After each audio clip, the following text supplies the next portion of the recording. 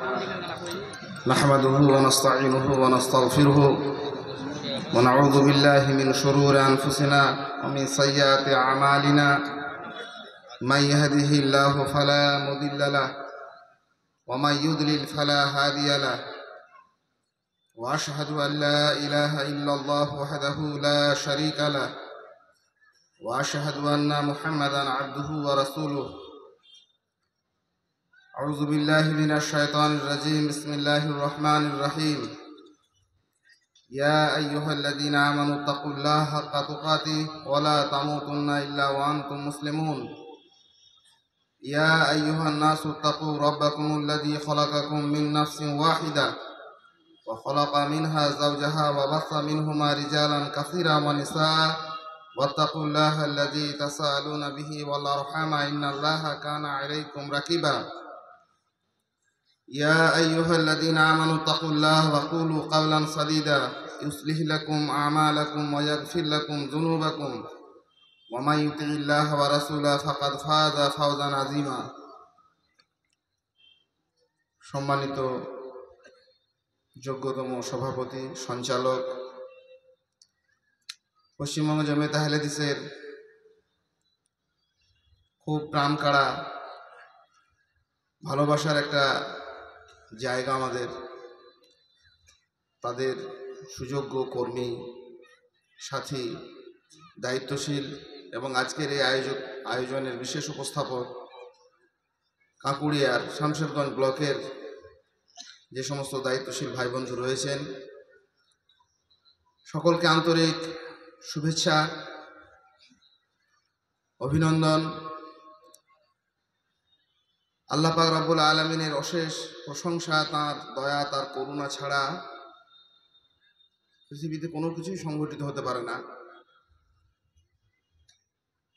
খুব গুরুত্বপূর্ণ একটি মজলিসের এই উপস্থাপনার আমাদেরকে একসঙ্গে বসার, আলোচনা করার এবং দীর্ঘ সময় জুড়ে খুব ন্যায়নিষ্ঠ কোরআন এবং সুন্নাহর নির্ভেজাল আকীদা, বিশ্বাস, মানহাজের ওপরে প্রতিষ্ঠিত সেই সমস্ত আলেমে দ্বীনদের মুখ থেকে গুরুত্বপূর্ণ আলোচনা শোনার আমরা যে তৌফিক পেয়েছি, এজন্য আন্তরিকভাবে সেই মহান রবের প্রশংসা, কৃতজ্ঞতা হেতু জ্ঞাপন করি আলহামদুলিল্লাহ। অনেক দরুদ সালাম বিবর্ষিত হোক নবী মুহাম্মদ রাসূলুল্লাহ সাল্লাল্লাহু আলাইহি সাল্লামের উপর।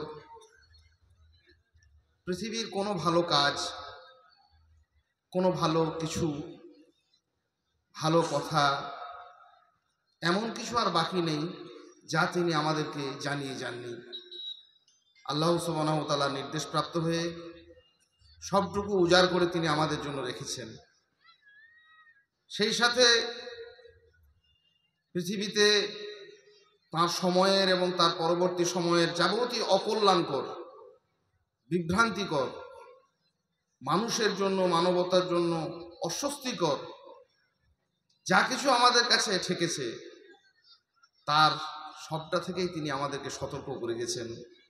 এক পাহাড়, এক হৃদয়, এক পৃথিবী ভালোবাসা যাপন করে আল্লাহ সুবহানাহু ওয়া তাআলার নির্দেশ প্রাপ্ত হয়ে তিনি আমাদের সমস্ত ভালো কাজের নির্দেশ, সমস্ত অস্বস্তিকর, আপত্তিকর কাজের নিষেধাজ্ঞা তিনি আমাদের কাছে রেখে গেছেন। আল্লাহ সুবহানাহু ওয়া তাআলা তার উপর অসংখ্য দরুদ এবং সালাম বিবর্ষণ করুন। আল্লাহুম্মা সাল্লি আলাইহি, আল্লাহুম্মা বারিক আলাইহি।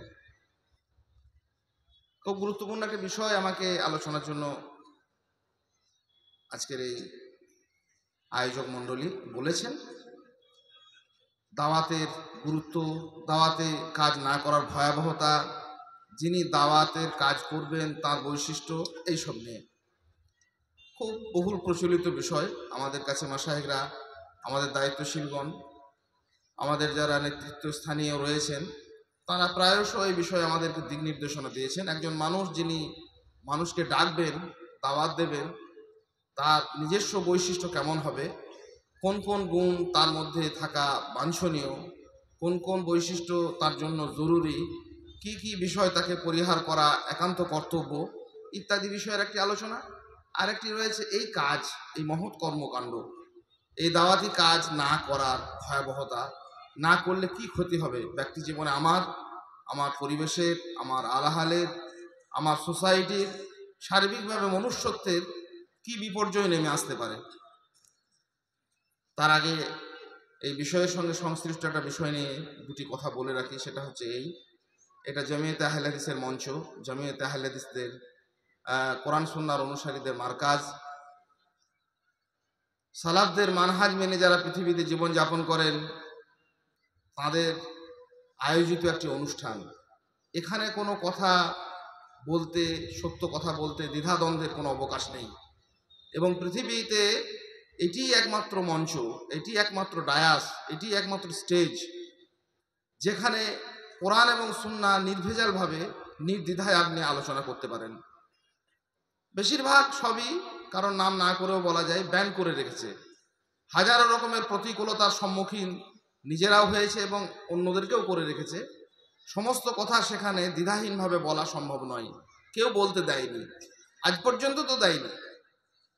আহলে হাদিসদের মানহাজ, সালাফদের মানহাজ, কোরআন এবং সুন্নাহর অনুসারীদের মানহাজ হচ্ছে এটাই যে পবিত্র কোরআন এবং সুন্নাহ মানুষের জান্নাত প্রাপ্তির জন্য যে পথ নির্দেশিকা মুহাম্মদুর রাসূলুল্লাহ সাল্লাল্লাহু আলাইহি সাল্লাম রেখে গেছেন, তার সারা জীবন জুড়ে মানুষকে বুঝিয়েছেন, তার কোনো একটি কথা এখানে অনালোচিত থাকবে এমনটি নয়। নির্দ্বিধায়, নিঃসংকোচে পৃথিবীর যে কোনো প্রান্তের মানুষ অবাধভাবে এখানে বলার স্বাধীনতা রাখে। কোরআন এবং সুন্নাহর কথা, দ্বীনের কথা, ইসলাহের কথা, তাওহীদের কথা, রিসালাতের কথা। আমরা দাওয়াত শব্দটাকে নিয়ে আমাদের মধ্যে যদি কোথাও কিছু ভ্রান্তি থাকে সেটা অবশ্যই উন্মোচন হওয়া দরকার এবং সেই ভ্রান্তির অবসানের দরকার। দাওয়া বলতে আমরা কি বুঝি? সাধারণত দাওয়াত বলতে আমরা বুঝি কোনো কিছুর দিকে আহ্বান করা, ডাকা। এটিকে যদি আমভাবে, সাধারণভাবে এই কথাটিকে আমাদের সমাজে ছড়িয়ে দিই, সাধারণভাবে এই বিষয়টিকে নিয়ে আলোচনা করি, অনেকগুলো ভ্রান্তি এর ভিতরে লুকিয়ে থাকে। বিশেষ করে কোরআন এবং সুন্নাহর দিকে, আল্লাহ এবং রসুলের দিকে দাওয়াতের নামে বর্তমান বিশ্বে, বিশেষ করে আমাদের চারপাশের সোসাইটিতে যে প্রবল প্রতারণার ঢেউ বয়ে চলেছে, তাতে আপনাকে স্পষ্ট হতে হবে, নির্দিষ্ট একটা পথপন্থায় আপনাকে দাঁড়াতে হবে যে আমি মানুষকে দাওয়াত দেবো তো কিসের দিকে দেবো, আর কোন মানুষের দাওয়াতে আহ্বানে আমি যে সাড়া দেবো তো কোন মানুষের এবং কোন দাওয়াতের। আল্লাহর দিকে দাওয়াত দিই, দাওয়া ইলাল্লাহ ওয়ার রাসূল, এই দাবি তো বহু মানুষের, এমনকি অসংখ্য বিভ্রান্তদের। তারাও বলছেন এসো আল্লাহর দিকে, এসো আল্লাহ রসুলের দিকে, এসো দ্বীনের দিকে, এসো ইসলামের দিকে, এসো শরীয়তের দিকে। কিন্তু এই এসোর ভিতরে, এই ডাকের ভিতরে, এই অস্পষ্ট আহ্বানের ভিতরে যে অজস্র অন্যায়, অজস্র আপত্তিকর বিষয় লুকিয়ে রয়েছে, এই ব্যাপারটিকে জনগণকে সচেতন করা, সজাগ থাকা, বিশেষ করে জমিয়তে আহলে হাদিসের আমরা যারা কর্মী, আমরা যারা সমর্থক, আমরা যারা সদস্য, আমরা যারা দায়িত্বশীল, প্রত্যেকে একে অন্যকে সজাগ সতর্ক করা এটা অপরিহার্য। নইলে আমরা যখন দাওয়াতের ফজিলতের কথা বলবো যে দাওয়াতের কাজ করা খুব ভালো, দাওয়াতি কাজ করা খুব ভালো, দাওয়াতি কাজ একটা মহৎ কাজ, দাওয়াত করলে এই ফল আছে, ফজিলত আছে, দাওয়াতের কাজ না করলে এই ধরনের অপরাধ হয়, তখন সেই সুযোগ পেয়ে অসংখ্য মানুষ ব্যাঙের ছাতার মতো দাওয়াত সেন্টার তৈরি করে ফেলেছে। আখের গোছানো নয়, নিজেদের জীবন গোছানোর জন্য হাজারো রকমের প্রতারণার ধোঁকা দিয়ে, প্রতারণার ফাঁদ দিয়ে মানুষ ধরার কল তৈরি করে, জাঁতা কল তৈরি করে নাম দিয়েছে দাওয়াত সেন্টার। কিসের দিকে ডাকছে? আমিও ডাকছি আল্লাহর দিকে, আমিও ডাকছি আল্লাহ রসুলের দিকে।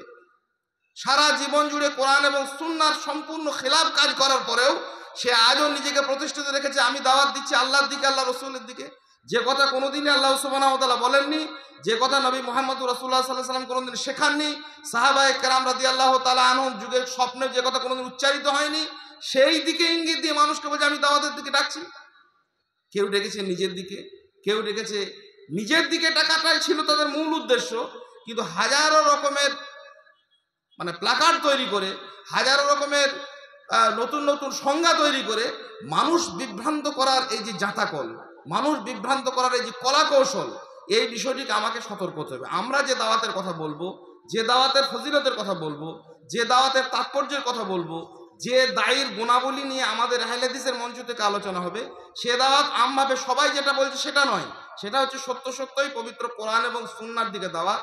সেটা হচ্ছে সঠিক মানহাজের দিকে দাওয়াত, সেটা হচ্ছে বিশুদ্ধ আকীদার দিকে দাওয়াত, সেটা হচ্ছে সালাফদের মানহাজ অনুসারে মানুষকে জীবনযাপনের জন্য দাওয়াত। শুধু নামাজের দাওয়াত নয়, শুধু সলাতের দাওয়াত নয়, সঠিকভাবে সলাত আদায় করার দাওয়াত, রাষ্ট্র কায়েম করার দাওয়াত নয়, প্রকৃতপক্ষে মানব হৃদয় এবং মানব জাতির মধ্যে দিন কায়েমের দাওয়াত। এই ব্যাপারটাকে মানুষের কাছে স্পষ্ট করে দেওয়া, নইলে আমাদেরই ভাইরা, আমাদের ছেলেরা, আমাদের পরের প্রজন্মরা, তারা শুধু ওই দাওয়াত শব্দটাকে নিয়ে অনেকটা আবেগ তাড়িত হবেন এবং তারা ভাববেন যে না, উনিও তো দাওয়াতের কাজ করছেন, উনি তো আল্লাহ এবং রাসূলের দিকে দাওয়াতের দিকে ডাকছেন। সারা জীবন যাদের প্রত্যেকটা শ্বাস প্রশ্বাসে খাওয়ারিজদের দুর্গন্ধময় বিষ বাষ্প নির্গত হয়, খাওয়ারিজদের বিষ বাষ্প নির্গত হচ্ছে, তারাও বলছে আমরা দায়ী, তারাও বলছে আমরা দাওয়াত সেন্টার তৈরি করেছি, তারাও বলছে আমরা আল্লাহর দিকে মানুষকে ডাকছি। ওদের রক্তে, ওদের শ্বাস প্রশ্বাসে, সমস্ত জীবন জুড়ে ওরা খাওয়ারিজের দিকে মানুষকে আহ্বান করেছে। যার মুহাম্মদ রাসূলুল্লাহ সাল্লাল্লাহু আলাইহি সাল্লামের জীবদ্দশায় তার স্পষ্ট হয়ে গেছে এবং মুসলিম উম্মাহ থেকে বিভ্রান্ত হয়েছে। এই রকম ধরনের একটার পর একটা সারা জীবন জুড়ে আমাদের কাছে দাওয়াত দিল স্পেশাল টিম। তারা, আমরা দাওয়াত দিতে এসেছি আল্লাহর দিকে। কিসের দাওয়াত? ইমানের দাওয়াত। ইমান কি? আল্লাহ থেকে সব হয়, মানুষ থেকে হয় না। আর কিসের দাওয়াত? বলে নামাজের দাওয়াত। নামাজ কি? তুমি যেমন পড়ো, আমি যেমন করে পারছি পড়ি, নামাজের কোনো পার্থক্য নেই। এই যে দাওয়াতের নামে প্রতারণা, এই যে দাওয়াতের নামে বিভৎসভাবে মানুষকে মূল সূত্র থেকে, মূল উৎস থেকে সরিয়ে দেওয়ার প্রবঞ্চনা, এ ব্যাপারে আমাদেরকে সজাগ থাকতে হবে এবং সতর্ক থাকতে হবে। বিভিন্ন রকমের কর্মকাণ্ড সারা সোসাইটি জুড়ে দাওয়াতের নামে একটা বড় জায়গা জুড়েছে, কারণ মানুষের এতে খুব আবেগ কাজ করে। আমরা যখনই কোনো মানুষ, কি করেন ভাই? দাওয়াতের কাজ করি। কিসের দাওয়াতের কাজ করেন? বলো অমুক জায়গাতে একটা ওমরা যাওয়ার জন্য 10টা লোককে নিয়ে ভিডিও শুধুমাত্র ফেসবুকে লাইভ দেয়, আর কিছু মানুষকে নিয়ে যায়, তো বলছে আমিও দাওয়াতের কাজ করি। একটা সেন্টার খুলেছে, টাকা ইনকাম করছে। একটা স্কুল খুলেছে, নিজের আখের নয় দুনিয়া গোছাচ্ছে, হাজার রকমের প্রতারণামূলক দ্রব্যসিন্ধুমূলক কাজকর্ম করে যাচ্ছে, সেখানে একটা দিয়ে দিয়েছে আমার একটা দাওয়াত সেন্টার চলছে। এই যে নানা রকমের ভাবে, এবং তাতে জনগণের লক্ষ লক্ষ কোটি কোটি টাকা আত্মসাৎ করার একটা প্রবঞ্চনা, আত্মসাৎ করার একটা বাহানা তৈরি করা, এটা আমাদের সমাজে খুব ভয়াবহ। তাহলে শুধুমাত্র এই শব্দটি শুনে আবেগ তাড়িত হওয়ার কোনো ব্যাপার নেই, এবং এটা দিয়ে আমরা যেন কোনোভাবে প্রতারিত না হই। প্রতারণার পৃথিবীতে ইতিহাস হচ্ছে এটাই, মানুষকে খুব ভালো ভালো কিছু শব্দ দিয়েই মানুষকে প্রতারিত করা হয়েছিল। ইবলিস শয়তান সর্বপ্রথম আমাদের বাপ আদম আলাইহিস সালামকে যে প্রতারণার ছক কষেছিল, সেটাও তাকে খুব সুন্দর কথা বলেছিল যে হাল আদুল্লুকা আলা শাজারাতিল খুলদ, তোমাকে একটা জীবনদায়ী গাছের সুসংবাদ দেবো, যাতে তুমি পৃথিবীতে দীর্ঘকাল, জান্নাতে দীর্ঘকাল ধরে বেঁচে থাকো এবং একটা অক্ষয় রাজত্ব পাও, ইত্যাদি ইত্যাদি। তাই অন্যায় কথা বলে আসলে তাদের ভিতরের উদ্দেশ্য ছিল আলাদা, বাহ্যিকভাবে তারা প্রকাশ করেছিল অন্য একটি কথা। এটা ছিল ইবলিস শয়তান থেকে আবহমান কাল জুড়ে আজও পর্যন্ত প্রতারণার একটা ধারা। আমরা দাওয়াতের নামে কোথাও যেন প্রতারিত না হই, না দাওয়াত দিতে গিয়ে, না কারোর দাওয়াতের কথা শুনে। আমরা জানবো দাওয়া বলতে শুধু দাওয়া নয়, দাওয়া বলতে আপনি আমভাবে পড়লে এটা স্পষ্ট হবে না, কোরআন এবং সুন্নাহর দিকে বললে নয়, সত্য সত্য সঠিক মানহাজের দিকে দাওয়াত দিচ্ছেন কিনা, বা কোরআন সুন্নাহর নাম করে, কোরআন এবং সুন্নাহর কথা বলে আপনি অন্য কোনো দিকে আমাকে ভেড়াতে চাইছেন কিনা, এ ব্যাপারে যুগ যুগ ধরে, আবহমান কাল ধরে কোরআন এবং সুন্নাহর অনুসারীরা, আসহাবুল হাদিসরা, আহলুল হাদিসরা, মানহাজুল সালাফের যারা উত্তরাধিকারী, তারা ন্যায়নিষ্ঠ অনুসারীরা, আহলে হাদিসরা চিরকাল এই কাজ করেছেন। আলহামদুলিল্লাহ আজও করে যাচ্ছেন। জমিয়তে আহলে হাদিসের মঞ্চ থেকে কাজ চলছে, আগামী দিন ইনশাআল্লাহ তাআলা চলবে। আমাদেরকে সতর্ক থাকা, সজাগ থাকা। তাদের অনেকগুলো পরিচয় আপনাদের সামনে স্পষ্ট করলে হয়তো ভালো হতো, সেটা সময় নেই, দু একটা পরিচয় দিই। আমরা বিভিন্ন জায়গাতে যাই, ভাই আপনি কি? বলে আমি সহিহ আকীদার লোক, দাওয়াতের কাজ করি। এতদূর পর্যন্ত বলেছে, আমি সহিহ আকীদার লোক বলতে বলে আমার আকীদা পরিবর্তন করে নিয়েছি। ও কোথায় ছিল আর কোথায় পরিবর্তন ছিল আমার কাছে স্পষ্ট নয়। দাওয়াত হবে, মানুষকে আহ্বান করবে একদম স্পষ্ট দিকে, একদম নিখুঁত একটা জিনিসের দিকে। বলে আমি সহিহ আকীদার লোক। হাজার রকমের দুর্গন্ধপূর্ণ আকীদা মনের ভিতরে পোষণ করার পরেও, এবং এই কথাগুলো, শব্দগুলো শুনে আমরা একসময় খুব বিভ্রান্ত হতাম, বুঝতে পারতাম না সত্যিকারে খুব ভালো মানুষ, সত্যিকারে ভালো দিক। কিন্তু সে এমন একটি জায়গাতে পৌঁছেছে, বলে ভাই আমি কোরআন মানি আর হাদিস মানি, আল্লাহ মানি আর রসুল মানি, দ্বিতীয় কিছু মানি না। কেউ বললো আমি শুধু আল্লাহ নাজিলকৃত কিতাব মানি, আমি আর হাদিস মানি না। কেউ বললো কোরআন আর হাদিস মানি, আপনাদের ব্যাখ্যা বিশ্লেষণ অমুক কি বলেছেন, তমুক কি বলেছেন। একটা লোক তো সেদিন সভাতেই বলে দিল, ইবনু কাসির ভাই লোকটা ভদ্রলোক, কে আমি চিনি না, ইবনু হাজার আমি জানি না। এই যে নিরন্তর দাওয়াতের নামে এ প্রতারিত হয়েছে এবং অন্যকে প্রতারিত করে যাচ্ছে। নিখুঁত নির্ভেজাল নবী মুহাম্মদুর রাসূলুল্লাহ সাল্লাল্লাহু আলাইহি সাল্লাম এবং সাহাবায়ে কেরামদের যে পথ পদ্ধতি তারা রেখে গেছেন আমাদের কাছে, সেই পথ পদ্ধতি থেকে বিচ্যুত হওয়া কোনো দাওয়াতের দিকে না ডাকা, না কারো ডাকে সাড়া দেওয়া, এর ভিতরে কোনো আমাদের কল্যাণ নেই।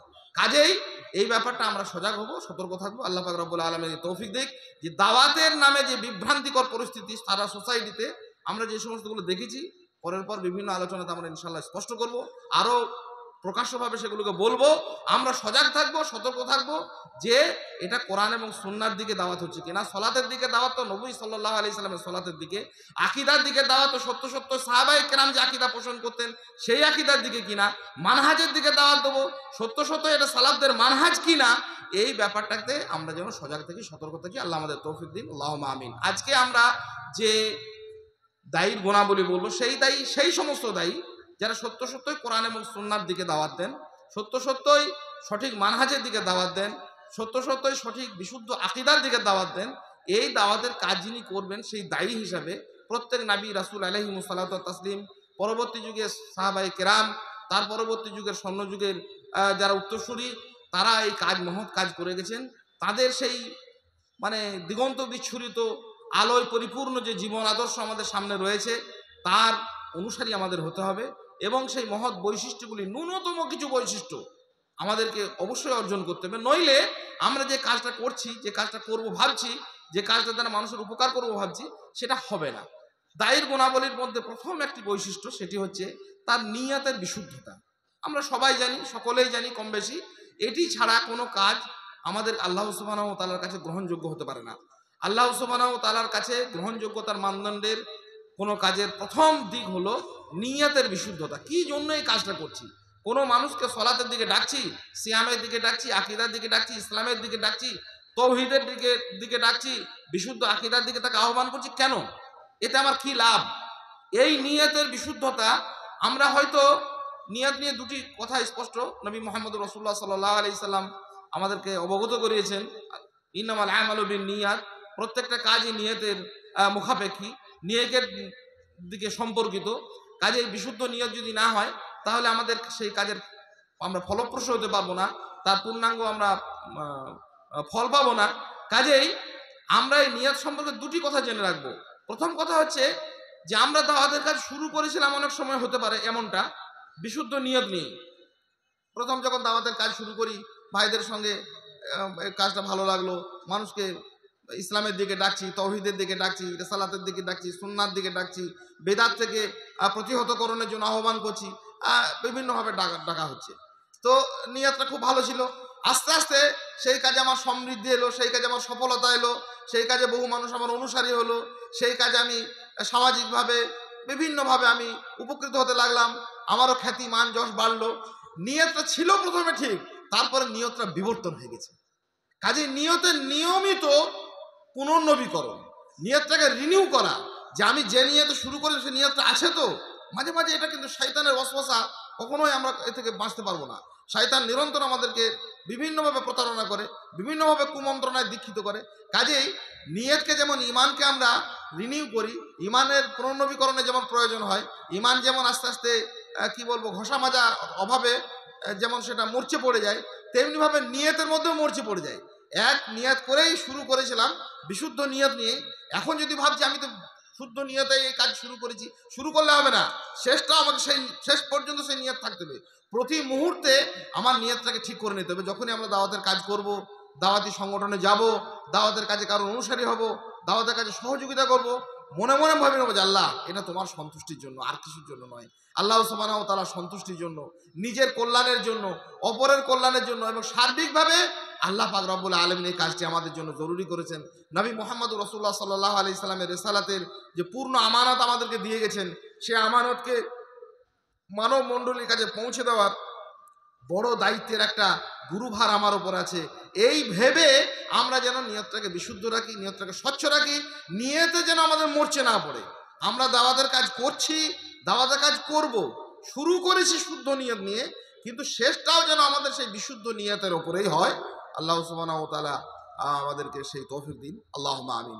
দ্বিতীয়ত, নবী মুহাম্মদুর রাসূলুল্লাহ সাল্লাল্লাহু আলাইহি সাল্লামকে দাওয়াতের একবার শুরুর পর্বে আল্লাহ পাক রব্বুল আলামিন কতগুলো পরামর্শ দিচ্ছেন, আদেশ করছেন, পরামর্শ নয়, সরাসরি আদেশ করছেন, ইয়া আইয়ুহাল মুদ্দাসসির। খুব ভাবগম্ভীর এবং খুব তাৎপর্যপূর্ণ বাক্যগুলি, ছোট ছোট বাক্য, খুব গুরুত্বপূর্ণ। রাসূলুল্লাহ সাল্লাল্লাহু আলাইহি চাদর আবৃত হয়ে পড়ে আছেন, শুয়ে আছেন। আল্লাহ সুবহানাহু ওয়া তাআলা ডাক দিচ্ছেন, জিবরিল আমিন এসে নাজিলকৃত এই কথাগুলোকে শোনাচ্ছেন। ইয়া আইয়ুহাল মুদ্দাসসির, এই বস্ত্র আবৃতকারী, কাঁথা ঢেকে চাদর ঢেকে ঘুমানো নয়, সমস্ত অলসতা, সমস্ত জড়িয়ে থাকা এই থেকে ছড়িয়ে ফেলে উঠে দাঁড়ানো। কুম ফানজির, ওঠো, মানুষকে সতর্ক করো। ওয়া রাব্বাকা ফাকাব্বির, তোমার রবের দিকে, তোমার প্রতিপালকের দিকে, তোমার প্রতিপালকের মহানত্ব বর্ণনা করো। দাওয়াতের শুরুতে আমি নিজেকে নয়, আমার সোসাইটিকে নয়, আমার কোনো মডেলকে নয়, আমার কোনো বিশেষ ব্যক্তিকে নয়, বিশেষ কোনো প্রতিষ্ঠানকে নয়, আমি দাওয়াতের কাজের আমার মূল লক্ষ্য এবং উদ্দেশ্য হবে মহান আল্লাহ সুবহানাহু ওয়া তাআলা, আল্লাহু আকবার, আল্লাহ সবচেয়ে বড়, তার বড়ত্ব, তার মহানত্বকে মানুষের কাছে ফুটিয়ে তোলা। দাওয়াতের কাজটা এইরকম, আপনি আসেন এখানে, আপনাকে একটা রাস্তা দেখাচ্ছি ওই দিকে। দাওয়াতের কাজটা কখনোই নয় এই দিকে। পৃথিবীতে বিভ্রান্ত মানুষগুলো, বিভ্রান্ত সংগঠনগুলো, বিভ্রান্ত দল মানহাজগুলো, তাদের কাজ হচ্ছে দাওয়াতের এই দিকে।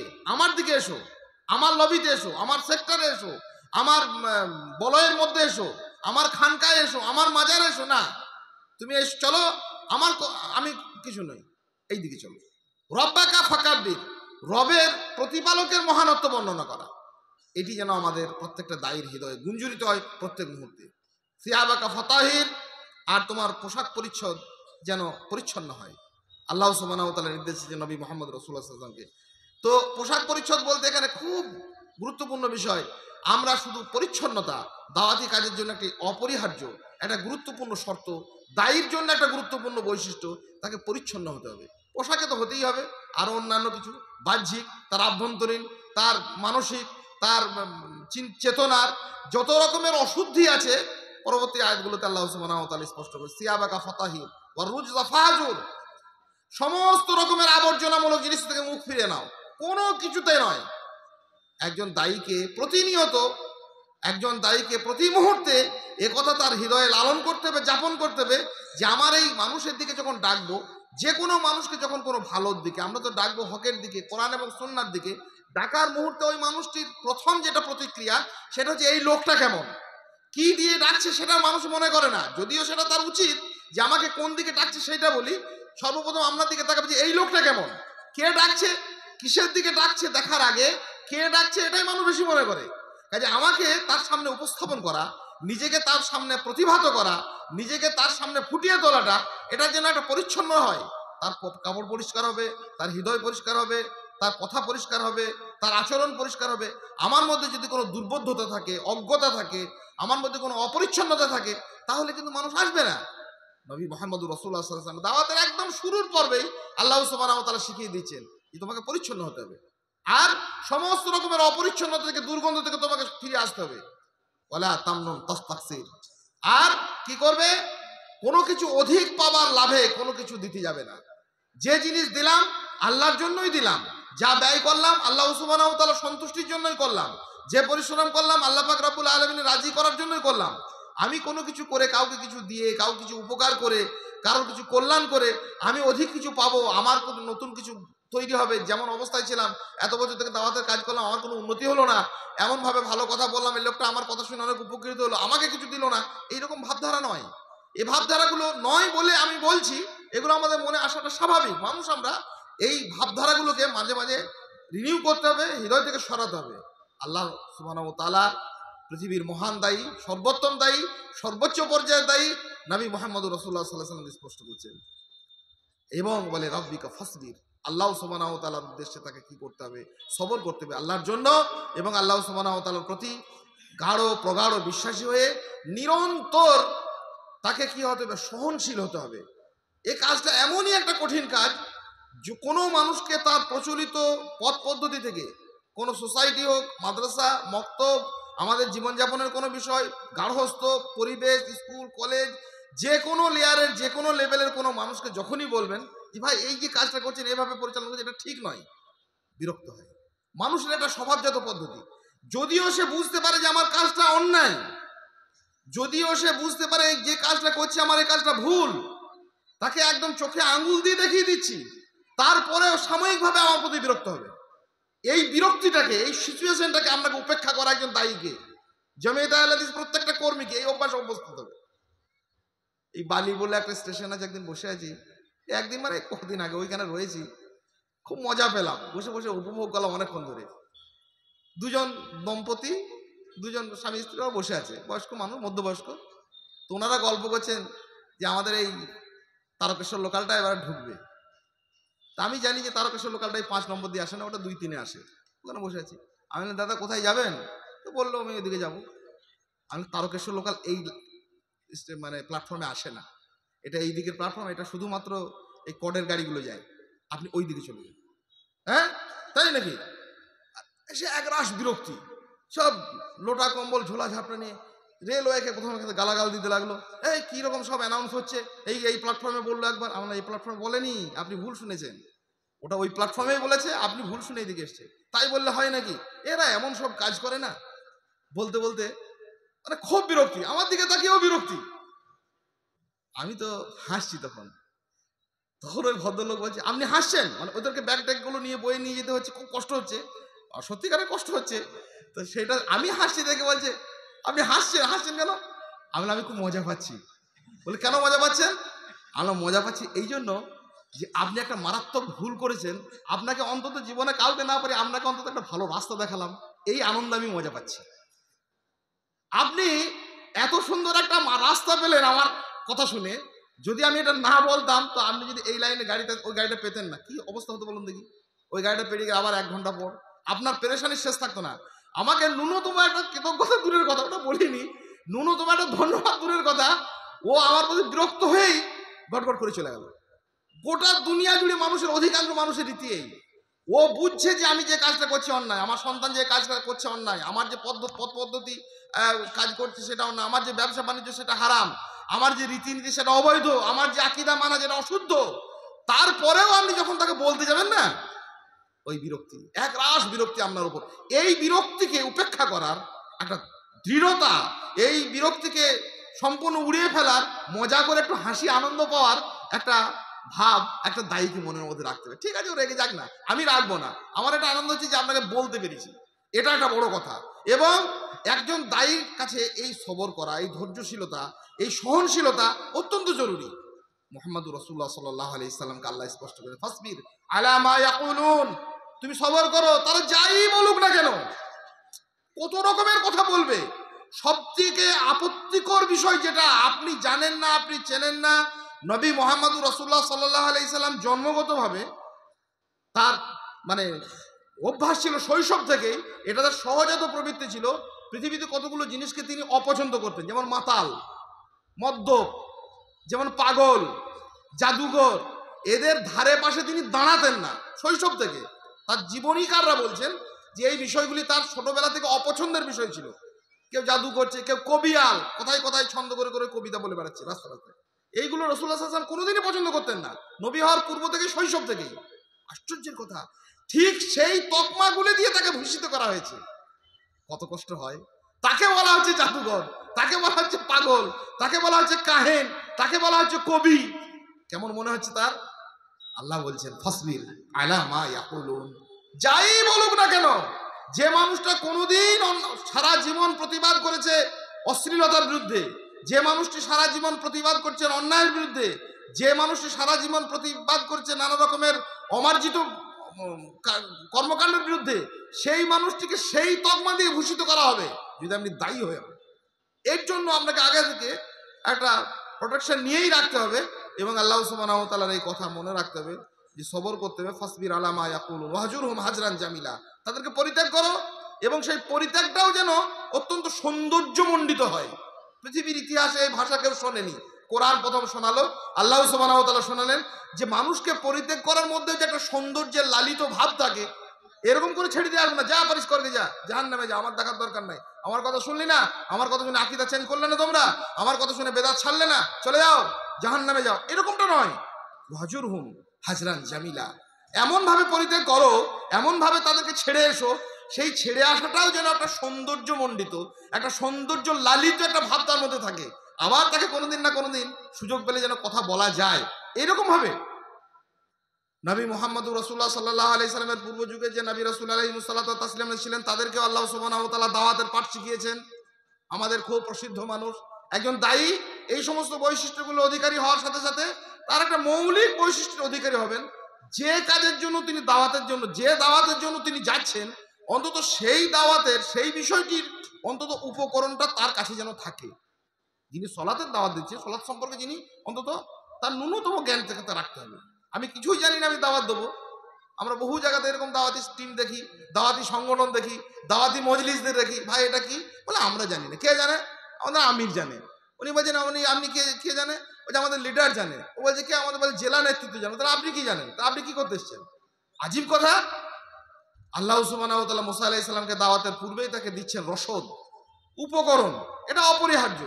আমরা যারা দাওয়াতি মানসিকতা নিয়ে দাওয়াতি কাজের গুরুত্ব তাৎপর্য বুঝে এই মহৎ কাজের সঙ্গে সংযুক্ত হতে হচ্ছি, আগামী দিনে হব, এই ন্যূনতম উপকরণটা রাখতে হবে। মুসা আলাইহিস সালামকে আল্লাহ সুবহানাহু ওয়া তাআলা উপকরণ দিয়েছিলেন, নবুয়তের যে উপকরণগুলো, মুজিজা দিয়েছিলেন, ওহী দিয়েছিলেন, তাকে সুন্দর মহান চরিত্রের অধিকারী করেছিলেন। এই সমস্ত গুণাবলী যেমন নবীদেরকে আল্লাহ সুবহানাহু ওয়া তাআলা দিয়েছেন, দায়ীদেরকেও সেই সমস্ত গুণাবলীগুলিকে অর্জন করতে হবে। কোন গুণাবলী? আমাদের উপর ওহী হবে না, ওহীর বিধান নাযিল অলরেডি হয়ে গেছে, সেইগুলো থেকে আমাদের পাঠ করা, তেলাওয়াত করা, মুখস্থ করা, সেগুলো জানা, বোঝা, দলিল খোঁজা, না জানলে অন্যের কাছে শিখে নেওয়া।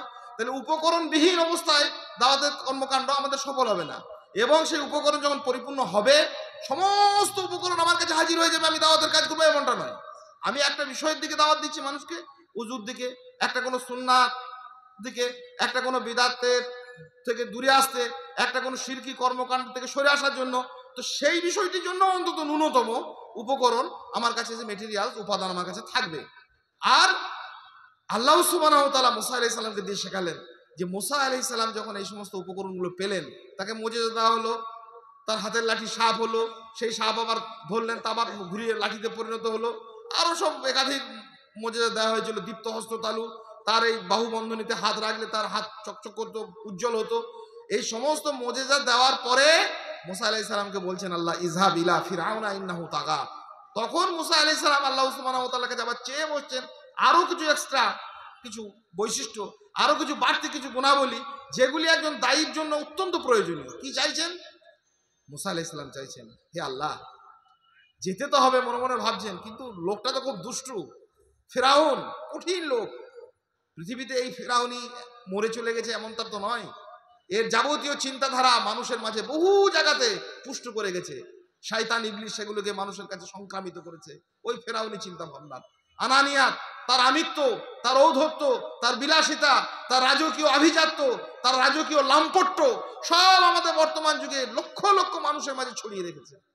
আমরা যখন যাব মানুষের কাছে মনে মনে ভাবতে ভাবতে যাব।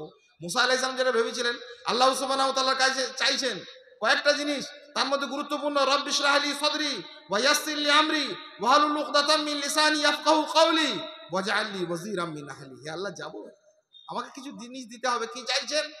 আমার হৃদয় প্রশস্ত করে দাও, সংকীর্ণতা থেকে সরে আসতে হবে।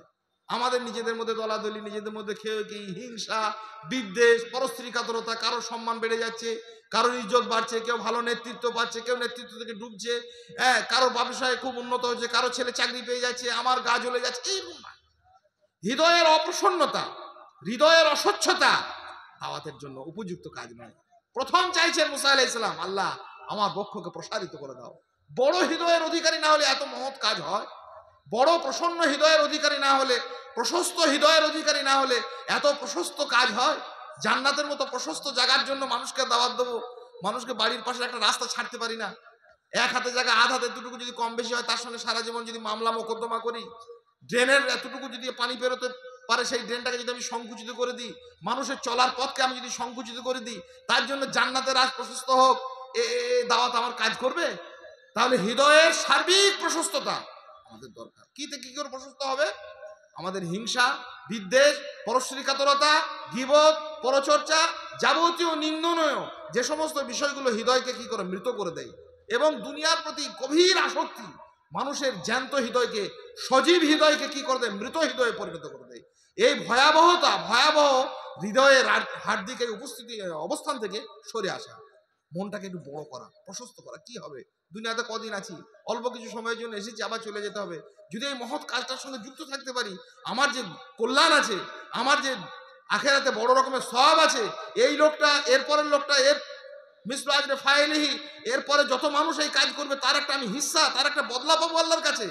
এই গভীর সন্তুষ্টি এবং প্রসন্নতা নিয়ে দুনিয়াবে এই সমস্ত ছোটখাটো বিষয়গুলোকে আমরা পরিহার করতেছি। আর কি, কণ্ঠের জড়তা মুক্ত করে দাও, মুসা আলাইহিস সালাম চাইলেন। ওয়াইয়াসসিরলি আমরি, আর হে আল্লাহ এই কাজটাকে তুমি সহজ করে দাও। মুসাও জানতেন এত কঠিন মানুষ, এত জবরদস্ত মানুষ, তিনিও জানতেন যে কাজটা কিন্তু সত্যিকারের কঠিন।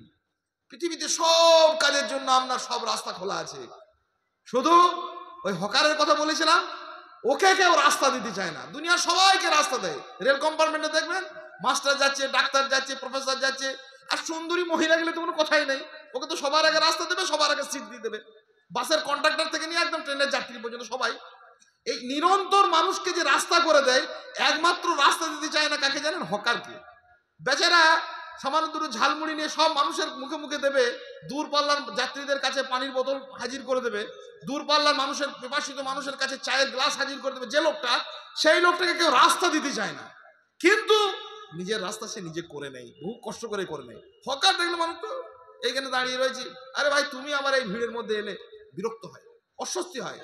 আপনি তো হকার, আপনি তো হকের হকার, আপনি তো হকের দায়ী, আপনি তো নিরন্তর কোরআন এবং সুন্নাহর ফেরিওয়ালা।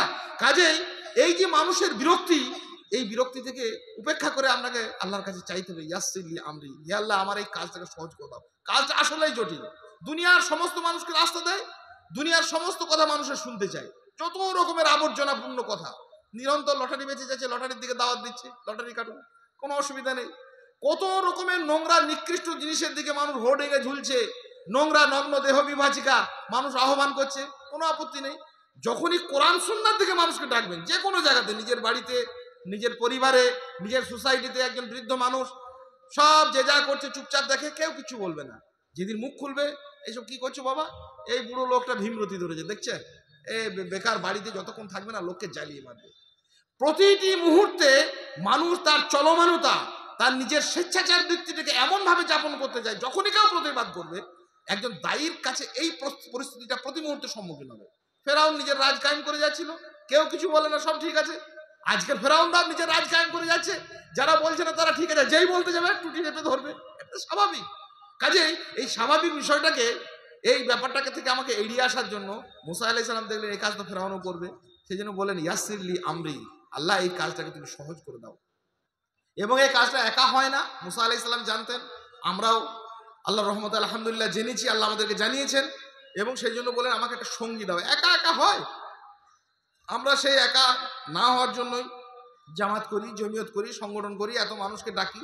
সব সময় একা যাওয়া যায় না, একা গেলে অনেক রকমের সমস্যা আছে, বিভিন্ন রকমের প্রতিকূলতা আছে, নিজের ন্যায় নীতি কথাগুলোকে বলার আমার কণ্ঠ চেপে ধরার ভয় আছে।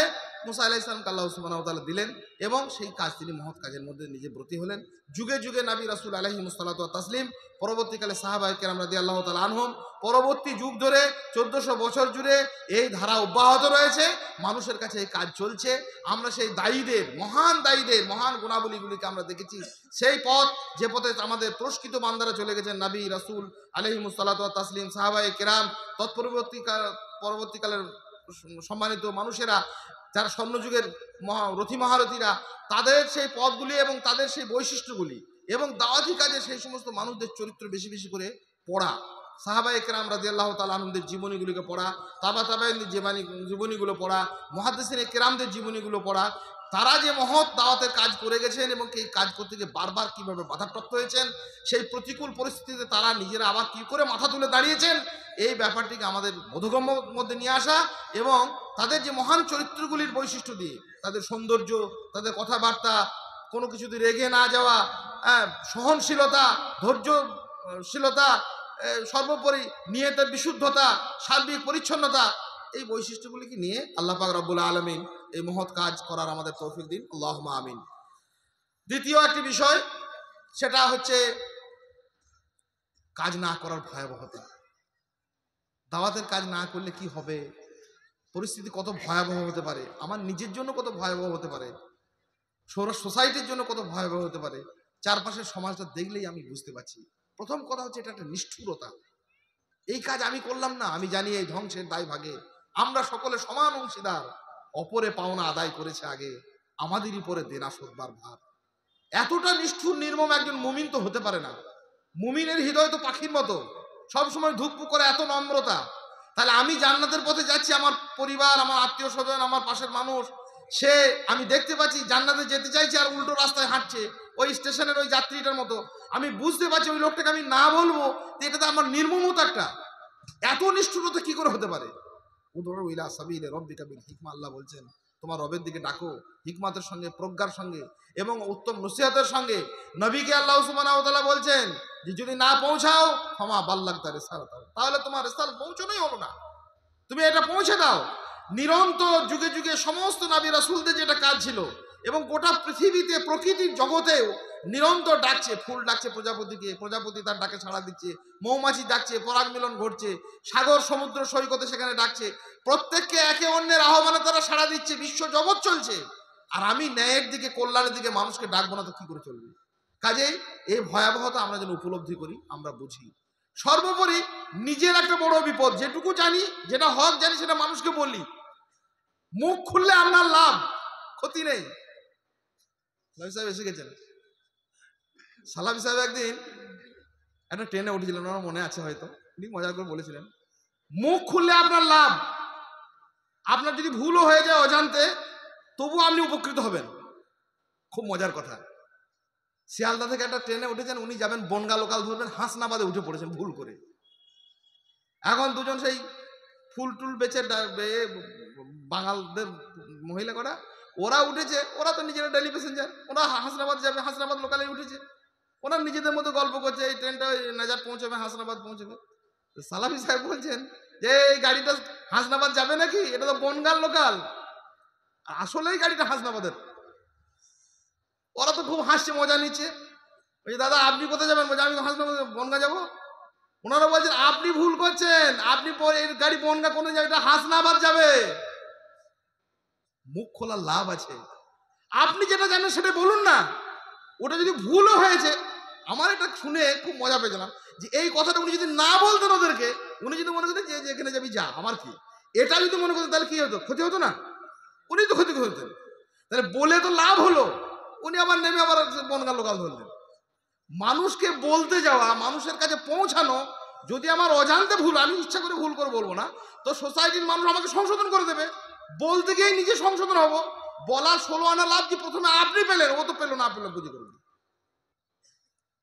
চিরকাল পৃথিবীতে আবহমান কাজ জুড়ে চলে আসছে মানুষের কাছে এই কল্যাণের কাজ। আমরা এটি না করলে আল্লাহ সুবহানাহু ওয়া তাআলা পবিত্র কোরআনে স্পষ্ট করেছেন, লুইনা আল্লাযিনা কাফারু মিন বানি ইসরাঈল আলা লিসানি দাউদা ওয়া ঈসা ইবনে মারইয়াম। দুটি নবীর কথা উল্লেখ করছেন, দাউদ আলাইহিস সালাম এবং ঈসা ইবনে মারইয়ামের কথা। তাদের বহু কমকে, তাদের বহু প্রজাতিকে আল্লাহ সুবহানাহু ওয়া তাআলা শূকর এবং বাঁদরে পরিণত করেছিলেন। এই অপরাধে লা ইয়াতানাহাউনা আন মুনকার, ভালো কাজের নির্দেশ দিতই না, মন্দ কাজ তাদের চোখের সামনে সংগঠিত হয়েছে। দাউদ আলাইহিস সালামের যুগের লোক মাছ ধরেছে, একদল মানুষ চুপচাপ দাঁড়িয়ে থেকেছে। এই নির্বিকার, এই নীরবতা, এই জঘন্য নীরবতা, তাদেরকে আল্লাহ সুবহানাহু ওয়া তাআলা বলেন শুকরে বাঁদরে পরিণত করে দিয়েছি। কেন? চুপচাপ দাঁড়িয়ে থাকা, নিরন্তর আমার চোখের সামনে ঘটে যাওয়া অজস্র অপ্রীতিকর ঘটনা আমি যদি সাক্ষী থেকে যাই, আমি যদি অন্তত মুখ খুলে না বলি, তাহলে কি করে হবে? তত্ত্ব করে কি হলো, কার দোষে, শুধুই চিন্তা ভাবনা করি। আর কেন? একবার সামনে দাঁড়িয়ে যদি এ কথা না বলতে পারি, যারে তুমি নিচে ফেলো সে তোমারে বাঁধিবে যে নিচে, পশ্চাতে রেখেছো যারে সে তোমারে পশ্চাতে টানিছে, অজ্ঞানের অন্ধকারে আড়ালে ঢেকেছো যারে, তোমার মঙ্গল ঢাকি গড়িছে সে ঘোর ব্যবধান। অপমান হতে হবে একদিন সবার সমান। যাকে আমি পিছনে ফেলে রেখে দেবো, যাকে আমি ভাববো না, গুরুত্ব দেবো না, যার কাজ পর্যন্ত আমি পৌঁছবো না, আমাকেও সে টেনে রেখে দেবে, আমাকেও সে পিছনে ফেলবে, আমাকেও সে নিচে রেখে দেবে। এই ভয়াবহ। আর একটি কথা, খুব আনন্দদায়ক একটা অনুভূতি থেকে আমি বঞ্চিত হবেন। দাওয়াতের কাজ যারা করে, পৃথিবীতে অধিকাংশ মানুষের জীবন হচ্ছে নিরর্থক, কোনো মানে নেই। টাকা পয়সা ঘর বাড়ি অনেক কিছু নিয়ে আছে, কিচ্ছু লাভ নেই। একটি মানুষের জীবন হচ্ছে বড় সার্থক, বড় সার্থকতার জীবন। সেই জীবনটা কার? একটা মৃতপ্রায় পাখি গাছ ভেঙে, ডাল ভেঙে, ঝড়ে ঝাপটায়, নানা রকমের প্রতিকূলতায় ডানা ভেঙে পড়ে আছে, আপনি কোনোভাবে তার বাসাতে ফিরিয়ে দিয়ে এলেন। যদি কেউ পারেন, মূর্ছিত যে এই দোয়েলটা চায় ফিরতে আপন নিড়ে, তোমার দেখানো পথে সে যদি সুখ নীর পায় ফিরে, সার্থক, তবে জীবন তোমার অনর্থকে ঘিরে। এই পৃথিবীতে অধিকাংশ মানুষের জীবন অনর্থক। পৃথিবীর অধিকাংশ মানুষ কিন্তু আসলে চায় জান্নাত যেতে, জান্নাত যাওয়ার লোভ আছে, জান্নাত যাওয়ার বাসনা আছে, গভীর আকাঙ্ক্ষা তার হৃদয়ে নিমজ্জিত। এই জান্নাতগামী মানুষের, জান্নাতকাঙ্ক্ষী মানুষের কাছে যদি আমি তার পথটাকে একজনকেও দেখিয়ে দিতে পারি, নিজে যাওয়ার সাথে সাথে, নিজে চাওয়া পাওয়ার সাথে সাথে, নিজে সেই পথের অনুসারী হওয়ার সাথে সাথে, একটা মানুষও যদি সারা জীবন, নবী সাল্লাল্লাহু আলাইহি ওয়াসাল্লাম আলীকে বলেছেন, এ আলী, একজনও মানুষ তোমার যারা উপকৃত হয়, তাহলে তুমি তো এক বড় রকমের সম্মানের অধিকারী হবে। হুমরুন নাম, লাল উটের মতো সম্মানিত, প্রাপ্তির মতো সম্মানিত হতে পারবে। এই যে মহান একটা তৃপ্তি, এই তৃপ্তি থেকে একজন দাওয়াত বিমুখ মানুষ কিন্তু চিরকাল বঞ্চিত। একজন মানুষকে পথ দেখানো, একটা পাখিকে তার বাসায় ফিরিয়ে দেওয়া, এই গভীর আত্মতৃপ্তি, এই গভীর মনের ভিতরে আনন্দ, কেন আমরা নিজেদেরকে বঞ্চিত করব? আল্লাহ পাক রব্বুল আলামিন নির্বিকারভাবে কোরআন এবং সুন্নাহর অনুসারী হয়ে কেবলমাত্র আল্লাহ সন্তুষ্টির জন্য এই মহৎ কাজে আমাদের সকলকে উদ্যোগী করুন, সফল করুন। আল্লাহ পাক রব্বুল আলামিন বিশেষ করে আমাদের জমিয়তে আহলে হাদিসের সুযোগ্য এবং অত্যন্ত সক্রিয় যে কর্মী ভাই বন্ধুদের আয়োজনে আজকে আমরা এখানে উপস্থিত হয়েছি, আগামী দিনেও আমরা বৃহত্তর কর্মকাণ্ডের সঙ্গে আমরা নিজেদেরকে যারা জড়িয়ে রেখেছি, জড়িয়ে রাখবো, তাদের সকলের এই মহৎ উদ্যোগকে আল্লাহ পাক রব্বুল আলামিন কবুল করুন। আল্লাহুম্মা আমিন। আস্তাগফিরুল্লাহ লি ওয়া লাকুম ওয়া লিসাইরিল মুসলিমিন ফাস্তাগফিরু ইন্নাহু হুয়াল গফুর।